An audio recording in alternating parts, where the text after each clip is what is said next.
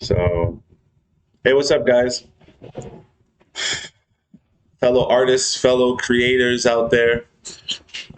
This video doesn't really have a topic of any sort. It's just gonna be me kind of talking about going through the trials and tribulations of being an artist.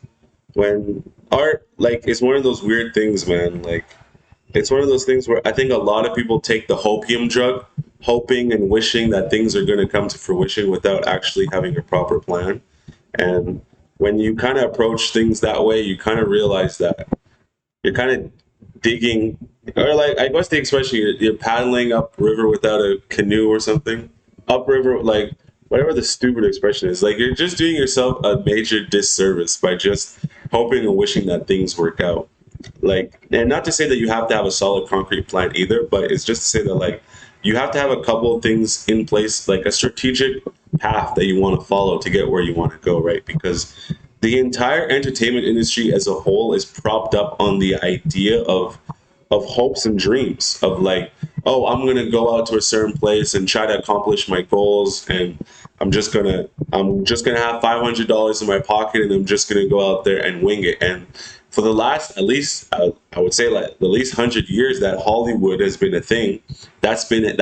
That's what has propped up everything, not just the movie industry, but also the music industry. It's all propped up on the idea of, like, I'm gonna go somewhere with just the art itself, and the art itself is going to be able to tell the story. But there's more than that. There's the idea of, like, you got to be able to not only invest in yourself, but invest in the people around you, because you have to understand that most of the people that are going to be around you in the entertainment industry are people who are going to try to use you. They're charlatans. You have to protect not only your personal energy, but you have to protect your artistic energy as well.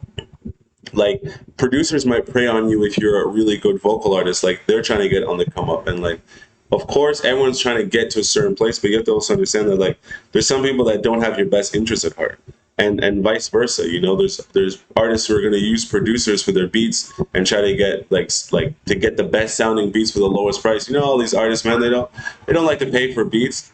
My advice to all you artists that don't like to pay for beats, man, you might as well just start making beats yourself. Like, what kind of game are you guys playing here? This is not. It's disrespectful to these producers, man. As someone like me who produced music for like 10 years, it's like this is a skill that you have to learn to really be able to, like, understand production. And, like, you expect beats to be free. Like, the worst thing I'm seeing out here is a lot of producers who are selling themselves short by selling beats, like 100 beats for $5. Like, come on, man. What is this, Chuck E. Cheese?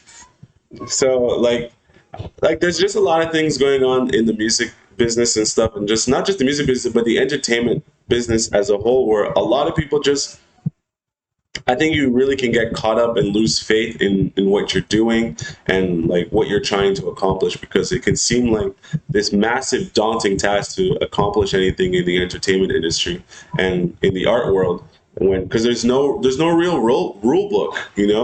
When you go to school to be an accountant, there's, like, okay, I'm going to go to school to be an accountant and learn how to be a CPA. I'm going to do X, Y, and Z, and then I'm going to get a job at X, Y, and Z business.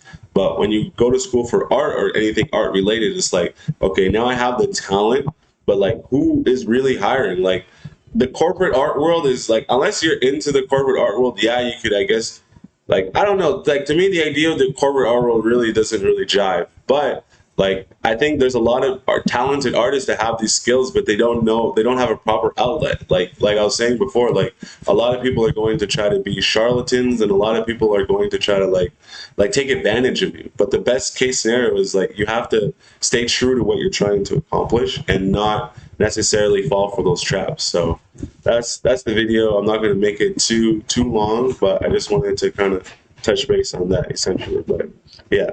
All right, guys. I'll catch you guys in the next one.